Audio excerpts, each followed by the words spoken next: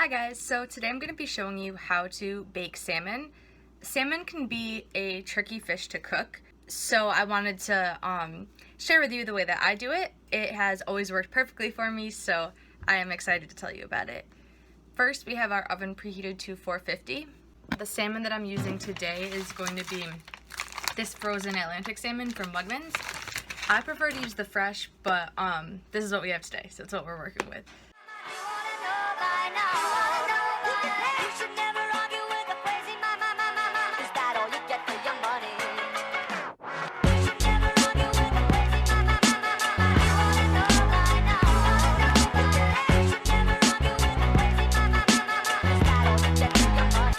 And then the last thing we're going to do is have a lemon.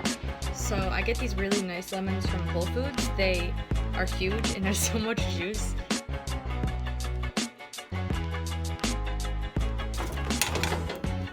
Pop her in.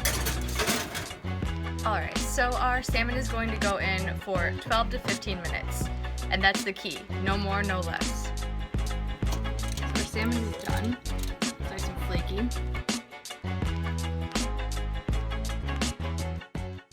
So salmon is super good for us. It's full of omega-3 fatty acids, which are really good for heart health, lowering cholesterol, and important for brain health and mood function. Also, it's a good source of vitamin D. So I would say you could pair this with maybe a green vegetable like broccoli, or do it with some sweet potatoes, or maybe a little bit of rice. Just try to make a balanced meal out of it. You want to try to get salmon once a week if possible. So yeah, that's the lowdown on salmon, and I hope you guys have a great day and you're staying safe. Thanks.